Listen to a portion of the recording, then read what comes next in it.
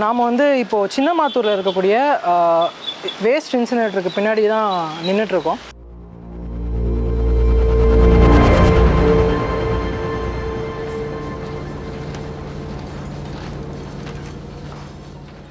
எந்த இடத்துல இந்த மாதிரி என்வாயன்மெண்டல் நார்ம்ஸ் ரெகுலேஷன்ஸ் மானிட்டரிங் கம்மியாக இருக்கோ அந்த மாதிரி கண்ட்ரீஸில் வந்து இந்த மாதிரி பிளான்ட்ஸ் உற்பத்தி இன்ஸ்டால் பண்ணுறாங்க.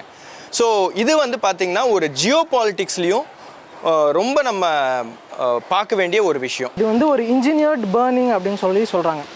இன்ஜினியர்ட் பர்னிங்னா என்னென்னா, நம்ம குப்பையை எரிப்போம், அதுலேருந்து புகை மேலே வரும், அதில் இருக்கக்கூடிய பாட்டம் ஆஷை வச்சு நம்ம பை ப்ராடக்ட்ஸ்லாம் செய்வோம். ஆனால் அது வந்து பொல்யூட் பண்ணாது என்விரான்மெண்ட்டை அப்படின்னு அவங்க கிளைம் பண்ணுறாங்க. ஸோ அது பொல்யூட் பண்ணல அப்படின்னு சொல்கிறவங்க வந்து இந்த சின்னமாத்தூர் பகுதியில் ஒரு 10 நாள் வந்து இந்த இடத்துல தங்கணும்னு நான் வேண்டுகோள் வைக்கிறேன். ஏற்கனவே அதுவும் மிக அதிகமாக சூழல் சீர்கேட்டில் சிக்கி சீரழிந்து கொண்டிருக்கக்கூடிய வடசென்னை பகுதியில் அதுவும் ஒட்டுமொத்த சென்னையினுடைய குப்பையை போட்டு எரிக்கிறது. ஏறக்குறைய 40 விழுக்காடு சென்னையுடைய குப்பை 2100 மெட்ரிக் டன் குப்பையை வந்து கொடுங்கையூரில் எரித்து அழிக்கப் போவதாக மாநகராட்சி சொல்லுது.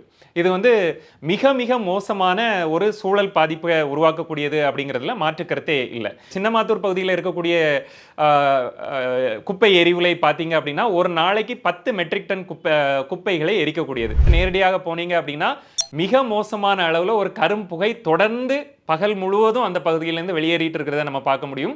அதற்கு ஒரு 100 அடிக்கு உள்ளேயே நிறைய தெருக்களும் ஏராளமான வீடுகளும் பள்ளி உட்பட நீர்நிலைகளும் இருக்கிறத நம்ம அங்கே பார்க்க முடியும்.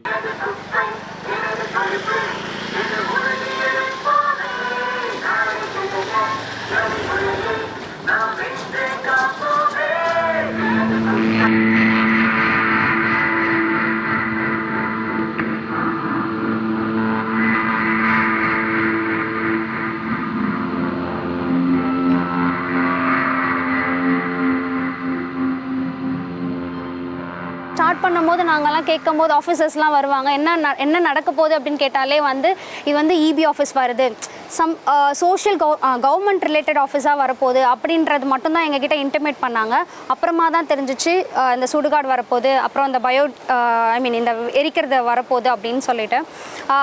ஃபஸ்ட்டுலாம் எங்களுக்கு என்ன நடக்க போகுதுன்றது எங்களுக்கு தெரியவே தெரியாது. ஸோ அவங்க கன்ஸ்ட்ரக்ட் பண்ணி முடிச்சுட்டாங்க. அதுக்கப்புறமா எங்களுக்கு தெரிய ஆரம்பிச்சது அவங்க வந்து வேஸ்ட்டு அந்த குப்பைங்க அது மாதிரி கோவிட் டைம்ஸில் கூட நிறைய எல்லாமே இங்கே வந்து தான் வந்து அது வந்து எரிக்க ஆரம்பித்தது வந்து எங்களுக்கு ஃபுல்லாகவே வந்து பிளாக் கலர் டாட்ஸு. நம்மளால் கொஞ்ச நேரம் கூட மேலே நிற்கவே முடியாது.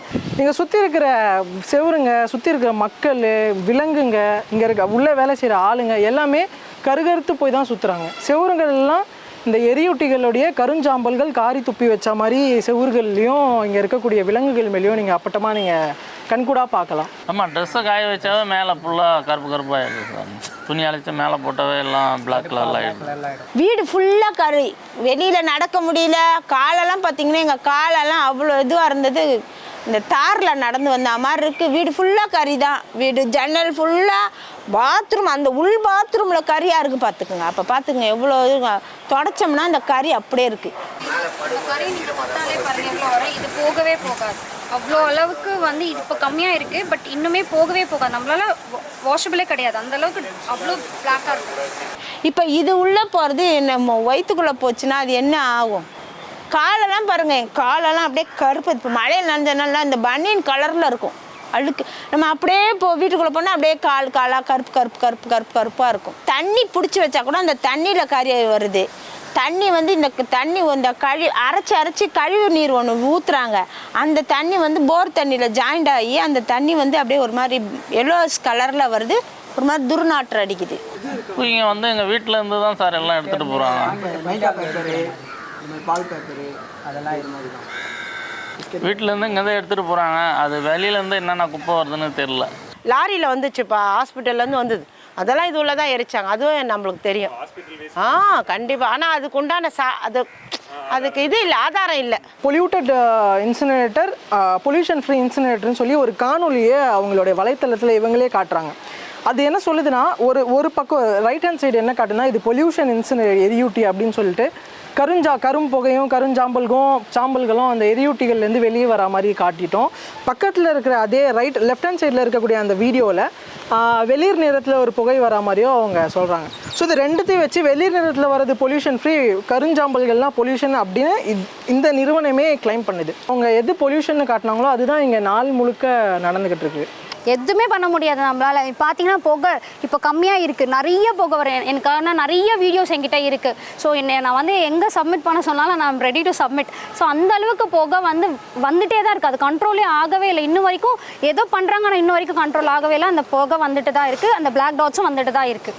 ப்ரொடக்ஷன் போகிறதுக்கு முன்னாடி ஆப்வியஸாக டெஸ்ட் எடுப்பாங்க. அந்த மாதிரி டெஸ்ட் எடுக்கும் போது ப்ரொடக்ஷன் ஆன் ஆகாத போது அவங்க டெஸ்ட் எடுத்தாங்க. அது எப்படி வேலிட்னு எனக்கு புரியல. அவங்க வந்து பண்ணாங்க, இது வந்து எவ்வளோ அளவுக்கு இம்பாக்ட் ஆகுன்றதை செக் பண்ணியிருக்காங்க போல். பட் செக் பண்ணும்போது எங்கள் வீட்டில் தான் வந்து செக் பண்ணாங்க. ஆனால் ப்ரொடக்ஷன் அங்கே ஆனே ஆகலை. குளோரின் கண்டென்ட் இருக்கக்கூடிய எந்த பொருளை நம்ம எரிச்சோம் அப்படின்னாலும் அதுலேருந்து டயாக்சின் கேஸ் வெளியே வரும். குறிப்பாக இந்த நெகிழியில் பிவிசி இந்த மாதிரியான பிளாஸ்டிக்ஸை எரிக்கும் போது டயாக்சின்ஸ், ஃபியூரான்ஸ் இந்த மாதிரியான வாயுக்கள் வெளிவரும்.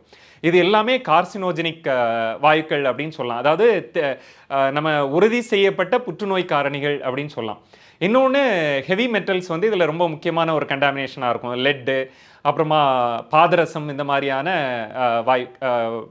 Heavy metals. இந்த ஹெவி மெட்டல் எமிஷனும் நேரடியாக நரம்பு மண்டலம், மூளை நரம்பு மண்டலத்தில் பாதிக்கக்கூடியதாக நம்ம பார்க்குறோம். ஸோ 2019 முதல்ல இந்த எரியூட்டி வந்துச்சு. வரும்போது இங்கே இருக்கக்கூடிய மக்களுக்கு வந்து மூச்சு விடுறது பிரச்சனை, அப்புறமா வந்து மயக்கம்லாம் வந்துச்சுன்னு இங்கே இருக்கிற மக்கள்லாம் போய் கம்ப்ளைண்ட் பண்ணாங்க. ஸோ கம்ப்ளைண்ட் பண்ணதுக்கு அப்புறமும் இந்த சிம்னியோட ஹைட்டை ஏற்றுனாங்க. அதை தாண்டி வேறு எதுவுமே பண்ணல. எல்லாருக்குமே இம்பேக்ட் இருக்குது சார். இப்போ நிறைய வந்து ஹெல்த் இஷ்யூஸ் இருக்குது, காஃப் வரும், நிறைய ப்ராப்ளம்ஸ் இருக்குது. ஆனால் ஏன் வந்து இன்னுமே வந்து அவங்க ப்ரொசீட் பண்ணாமல் இருக்காங்கன்றது தெரியவே இல்லை. நிறைய ப்ராப்ளம்ஸ் இருக்குது கண்டிப்பாக. சின்ன பசங்கள்லாம் அது மாதிரி இங்கே நிறைய ஸ்கூல்ஸ், இங்கே சின்ன ப்ரைமரி ஸ்கூல், நர்சரி ஸ்கூல்ஸ்லாம் இருக்குது. இதனால் கண்டிப்பாக இம்பேக்ட் ஆகிறதுக்கு, ஈவன் ஸ்மால் பேபிஸு அவங்களுக்குலாம் கண்டிப்பாக இம்பேக்ட் ஆகிறதுக்கு நிறைய சான்சஸ் இருக்குது. CM cell, PM cell, corporation, petition நிறைய கொடுத்தாச்சு. எந்த ரெஸ்பான்ஸும் கிடையாது. ரிஜெக்ட் மட்டும்தான் பண்ணுவாங்களே தவிர நோ ரெஸ்பான்ஸ். ஏதாவது பதில் சொல்கிறாங்க சொன்னாங்கன்னா அந்த டைமில் வந்து பார்க்குறேன்னு சொல்லுவாங்க. பார்க்கும்போது இவங்க ப்ரொடக்ஷன் ஸ்டாப் பண்ணிவிடுவாங்க. அவ்வளோதான், ஒர்க் ஆகலை அப்படின்னு சொல்லிட்டு க்ளோஸ் பண்ணிவிடுவாங்க.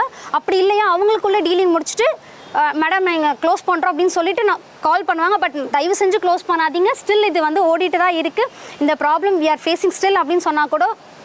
வெறும் ஒரு 10 மெட்ரிக் டன் குப்பையை தினமும் எரிக்கிறதுலே இவ்வளவு பிரச்சனை அப்படின்னா அதை விட 20 மடங்கு அதிகமாக 2000 அல்லது 2100 மெட்ரிக் டன் குப்பையை ஒவ்வொரு நாளும் எரிக்கிறது அப்படிங்கிறது எவ்வளவு பிரம்மாண்டமான ஒரு தீவிர பிரச்சனையை உருவாக்கக்கூடியது அப்படிங்கிறத நம்ம இங்கே சொல்ல வேண்டியதே இல்லை. பொல்யூஷனை நீங்கள் கண்ட்ரோல் பண்ணாலுமே இது கீழே சேரக்கூடிய பாட்டம் ஆஷ், அதாவது இந்த துகள்களை வந்து மேலே காற்றுல போகக்கூடிய துகள்களை கண்ட்ரோல் பண்ணீங்கன்னா அந்த துகள்களை என்ன பண்ணுவீங்க? அதை வச்சு வந்து நாங்கள் வந்து நடைபாதையில் போடக்கூடிய கற்களை போடுறோம் அப்படின்னு சொல்லி நீங்கள் சொல்லலாம்.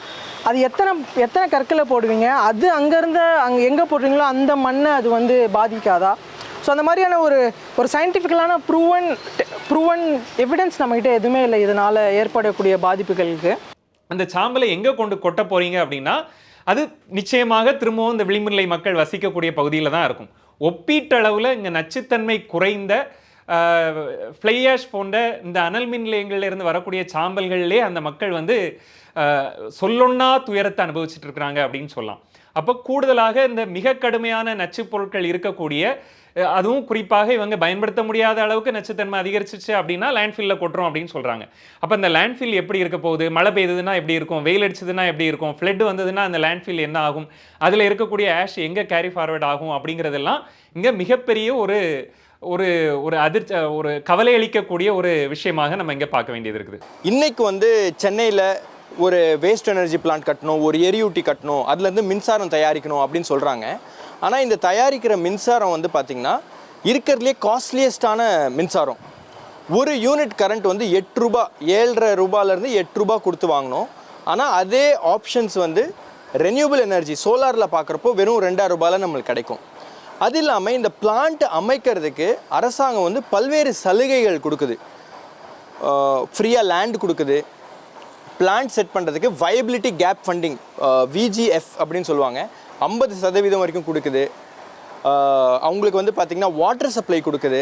ஸோ இந்த மாதிரி பல்வேறு சலுகைகள் கொடுக்கறனால இந்த பிளான்ட் வந்து இன்றைக்கி வந்து வயபிளாக இருக்குது. சரி, அரசாங்கம் வந்து இவ்வளோ செலவு பண்ணி இந்த ப்ராஜெக்ட் வந்து சக்ஸஸ்ஃபுல்லாக இருக்கா அப்படின்னு பார்த்தா கண்டிப்பாக கிடையாது. நம்ம நாட்டில் இருக்கிற கேபிட்டல் டெல்லியில் வந்து பார்த்திங்கன்னா 8000 டன் குப்பையை எரிக்கிற மாதிரி இந்த வேஸ்ட் டு எனர்ஜி பிளான்ட் எரியூட்டி வந்து உற்பத்தி பண்ணியிருக்காங்க. பட் அது எல்லாமே மிக மோசமான நிலைமையில் இருக்குது. இன்றைக்கி உலகத்திலேயே வர்ஸ்ட் ஏர் குவாலிட்டி வந்து டெல்லியில் இருக்குன்னா ஒரு மிகப்பெரிய காரணம் வந்து இந்த இன்சினரேட்டர் எரியூட்டி தான். பசுமை தீர்ப்பாணையம் நேஷ்னல் கிரீன் ட்ரிபியூனல் வந்து இந்த வேஸ்ட் எனர்ஜி பிளான்ட்ஸ் மேலே ஃபைன் போட்டிருக்கு. டெல்லி பொல்யூஷன் கண்ட்ரோல் கமிட்டி வந்து இன்ஸ்பெக்ட் பண்ணி 800லேருந்து 900% அதிகமாக வந்து டயாக்சின்ஸ் அண்ட் ஃபூரான்ஸுங்கிற இந்த கெமிக்கல்ஸ் வந்து இதுலேருந்து வெளியே வருது அப்படின்னு சொல்லியிருக்காங்க. ஏற்கனவே பார்த்தோம் அப்படின்னா நம்ம நிலக்கரி உலைகளை நம்ம மூடணும், அல்லது நிலக்கரியிலேருந்து மின்சாரத்தை உற்பத்தி செய்யக்கூடிய அனல் மின் நிலையங்களை மூடணும் அப்படின்னு சொல்லி நம்ம பேசிகிட்டு இருக்கோம். இந்த குப்பை கழிவுகள்லேருந்து மின்சாரம் பெறக்கூடியது வந்து நிலக்கரியை ஒப்பிடும்போது அதை விட மிக அதிக சூழல் தாக்கத்தையும் கார்பன் டை ஆக்சைடு உமிழ்வையும் கொண்டதாக இருக்கக்கூடிய அதே சூழலில் இந்த நிலக்கரி மின்சாரத்தை விட அல்லது அந்த மின்சாரத்துக்கு ஆகக்கூடிய அனல் மின் நிலையத்துக்கான செலவினங்களை விட 5 மடங்கு மிக அதிக பொருளாதார செலவு பிடிக்கக்கூடியதாகவும் இருக்குது. அப்போது இந்த குப்பைகளை எரிச்சு தான் ஆகணுமா அப்படிங்கிறத பார்க்கும்போது இதற்கு பின்னாடி ஏன் இதெல்லாம் அரசாங்கத்துக்கு தெரியல? இத்தனை அதிகமாக செலவு பிடிக்கக்கூடிய, ஏற்கனவே இருக்கக்கூடிய வாழ்வாதாரங்களை சிதைக்கக்கூடிய, சுற்றுச்சூழலை மாசுபடுத்தக்கூடிய, அப்புறம் பொதுமக்களுடைய உடல் நலத்தை பாதிக்கக்கூடிய இவ்வளவு மோசமான ஒரு திட்டத்தை கொண்டு வருவதற்கான அவசியம் என்ன அப்படின்னு பார்த்தா, இதுக்கான ப்ரெஷர் வந்து பார்த்திங்கன்னா ஒரு குளோபல் லெவலில் இருந்து வருது. ஏஷியன் டெவலப்மெண்ட் பேங்க் அப்படிங்கிற ஒரு ஃபாரின் பேங்க் வந்து பார்த்திங்கன்னா இந்த மாதிரி டெக்னாலஜிஸ் வந்து நாடுகளில் இன்ஸ்டால் பண்ணுறதுக்கு நிறைய ஃபண்டிங் கொடுத்துட்ருக்காங்க. இது வந்து சென்னையோட நிற்க போகுதா அப்படின்னா அதுவும் இல்லை. அடுத்ததாக செகண்ட் டயர், தேர்ட் டயர் சிட்டிஸ்லேயும் ஈரோடு, சேலம் இந்த மாதிரி மற்ற மாவட்டங்களையும் ஏறக்குறைய தமிழ்நாட்டின் எல்லா பகுதிகளிலையும், அதாவது பொருளாதார வளர்ச்சியில் எங்கெல்லாம் உயர்ந்த மாவட்டங்கள் இருக்குதோ அங்கே எல்லாமே வந்து குப்பைகள் அதிகமாக இருக்குது. அந்த குப்பைகளை கையாள்வதற்காக தமிழ்நாடு அரசு திணறிட்டு இருக்குது அப்படின்னு சொல்லலாம். இந்த இடங்கள்ல எல்லாமே இந்த வேஸ்ட் டு எனர்ஜி அப்படிங்கிற பிளான்ஸை கொண்டு வர்றதுக்கு முயற்சி பண்ணிட்டு இருக்காங்க.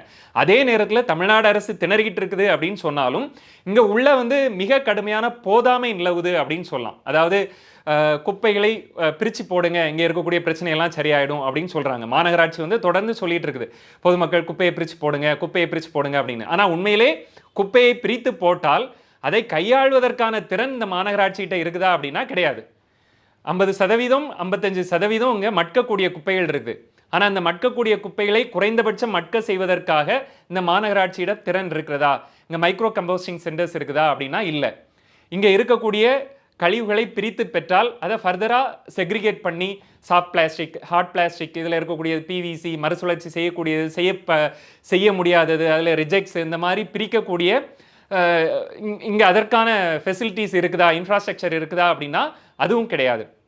அப்போ இங்கே குறைந்தபட்சம் உட்கட்டுமானங்களை கூட இந்த அரசாங்கம் செய்யாமல் வெறுமனே வந்து இந்த மாதிரியான ஒரு குயிக் ஃபிக்ஸ் மாதிரியான ஒரு ஷார்ட்கட் தீர்வுகள், குப்பைகளை எரிக்கிறது, அழிக்கிறது, அல்லது குப்பையிலேருந்து மின்சாரம், பசுமை மின்சாரம், இந்த மாதிரியான போலியான வார்த்தைகள் அல்லது பாசாங்கான வார்த்தைகளை பயன்படுத்தி மக்களை திசை திருப்புறது மாதிரியாக தான் இந்த திட்டங்களை நம்ம பார்க்க வேண்டியது இருக்குது. கழிவுகளை எப்படி கையாள்வது அப்படிங்கிறது உலகம் முழுவதும் சவாலாக இருக்கக்கூடிய ஒரு சூழலில் கழிவு மேலாண்மையில் மிக மிக முக்கியமான முதன்மை மந்திரமாக சொல்லப்படக்கூடியது என்ன அப்படின்னா கழிவுகளை அவற்றின் உற்பத்தியிலே கட்டுப்படுத்துறது.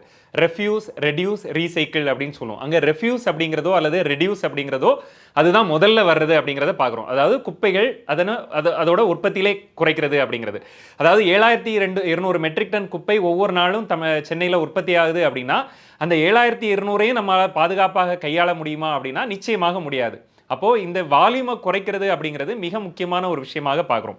அதே நேரத்தில் இந்த குப்பை எரிவுலைகள் என்ன பண்ணுது அப்படின்னா இதுலேருந்து மின்சாரம் தயாரிக்கிறது அப்படின்னு சொல்லும்போது ஏறக்குறைய இதுலேருந்து 21 மெகாவாட் மின்சாரம் தயாரிக்கப்படும் அப்படின்னு சொல்கிறாங்க. அப்போ ஒரு நாளைக்கு மின்சாரத்தை நீங்கள் தயாரிக்கணும் அப்படின்னா டெய்லி வந்து 2100 மெட்ரிக் டன் குப்பையை அதற்கு நீங்கள் இன்புட்டாக கொடுத்தாகணும்.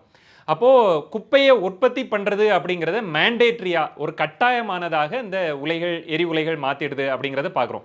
தினமும் நீங்கள் அந்த குப்பையை ஜென்ரேட் பண்ணல அப்படின்னா அந்த எரிவுலையை நீங்கள் ஃபங்க்ஷன் ஆகவே செய்யாது. அது வந்து அதோடைய ஃபுல் கெப்பாசிட்டிக்கு ஃபங்க்ஷன் பண்ண முடியாது.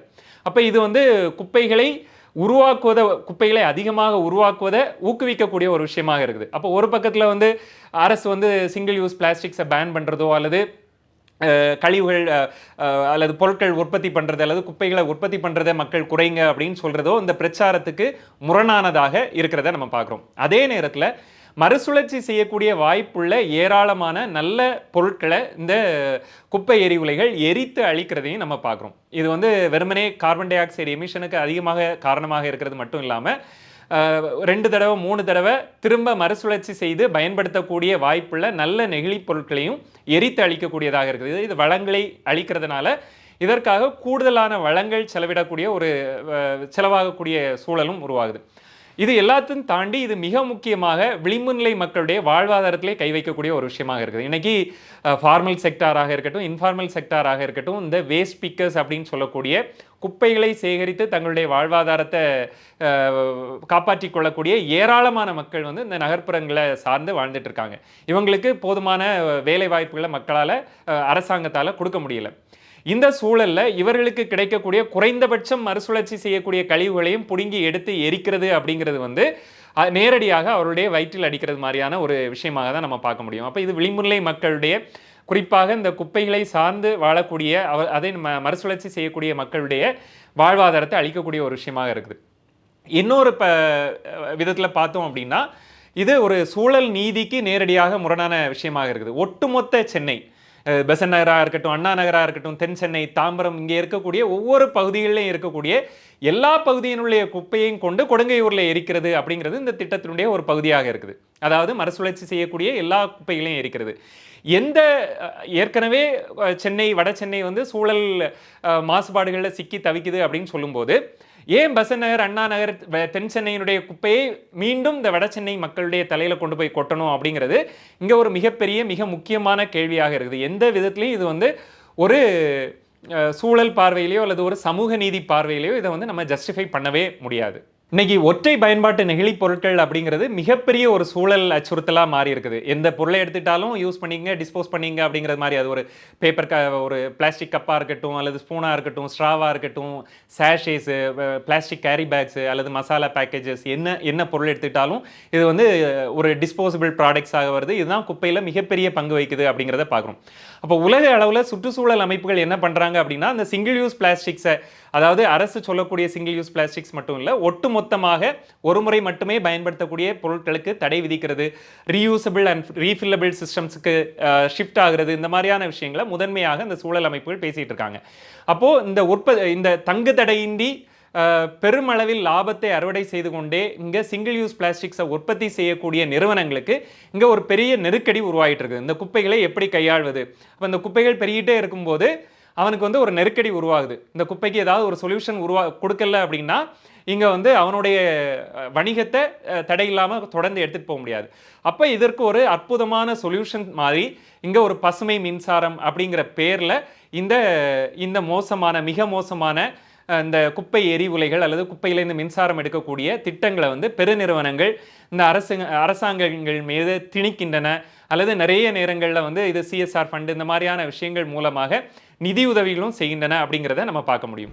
இப்போ இவ்வளவு தீவிரமாக பிரச்சனைகள் இருக்கும்போது அரசாங்கம் இதற்கு என்னதான் செய்யணும் அப்படின்னு பார்த்தா இங்கே கழிவில்லாமை நோக்கி அரசாங்கம் நகரணும். கழிவில்லாமை அப்படிங்கிறது ஜீரோ வேஸ்ட் அப்படின்னு சொல்லுவோம். முதல்ல வந்து கழிவுகளை அவற்றுடைய உற்பத்தியிலே தடுக்கிறது. வெறுமனே வந்து ஒரு 10-15 ப்ராடக்ட்ஸை மட்டும் சிங்கிள் யூஸ் அப்படின்னு சொல்லிட்டு அதை தடை பண்ணுவது மட்டும் கிடையாது.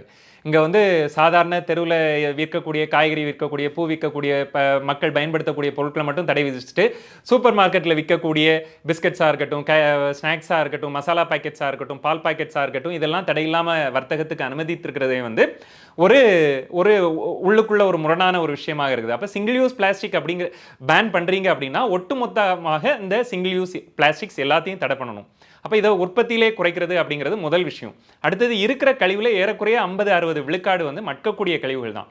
இந்த மட்கக்கூடிய கழிவுகளை முழுக்க நீங்கள் மட்க செய்தாலே வந்து இந்த குப்பை மேலாண்மை பிரச்சனையில் 60 விழுக்காடு பிரச்சனை பேர்டன் வந்து குறைஞ்சு போயிடும். மீதி இருக்கக்கூடியது வெறும் 40 விழுக்காடு. இந்த 40 விழுக்காடில் 15-20 விழுக்காடு மறுசுழற்சி செய்யக்கூடிய பொருட்கள் இருக்கும். இந்த மறுசுழற்சி செய்யக்கூடிய பொருட்களை முழுமையாக மறுசுழற்சி செய்வதற்கான உட்கட்டமைப்புகளை உருவாக்குறது, அதற்கான கூடுதல் பணியாளர்கள் தேவைப்படக்கூடிய இடங்களில் அமர்த்துறது அப்படிங்கிறது மிக முக்கியமான ஒரு விஷயமாக இருக்கும். இங்கே எல்லாத்துக்கும் அடிப்படை வந்து இந்த கழிவுகளை பிரித்து பெறுதல் அப்படிங்கிறத பார்க்குறோம். இந்த கழிவுகளை பிரித்து பெறுறதுக்கே தமிழ்நாடு அரசு வந்து சென்னை கிளைமேட் ஆக்ஷன் பிளானில் வந்து அதனுடைய நாங்கள் 2030 தான் 100% இலக்கை எட்டுவோம் அப்படின்னு சொல்லியிருக்காங்க. அப்போது இங்கே வந்து மிகப்பெரிய ஒரு பிரச்சனை இருக்கிறத நம்ம பார்க்குறோம். கழிவுகளை பிரித்து பெறவே நம்ம இங்கே முயற்சிகள் எடுக்கலை அப்படின்னா இந்த குப்பை மேலாண்மையினுடைய அடிப்படையான ஒரு தொடக்க படியை கூட நம்ம எடுத்து வைக்கல அப்படிங்கிறது தான் அர்த்தம். அப்போ முழுமையாக கழிவில்லாமை அப்படின்னு சொல்லக்கூடிய சூழலை நோக்கி நகர்வது தான் முழுமையாக இந்த திடக்கழிவு மேலாண்மைக்கு ஒரு நீண்டகால அளவில் மக்களுக்கும் சூழலுக்கும் பாதுகாப்பான தீர்வாக அமையும்.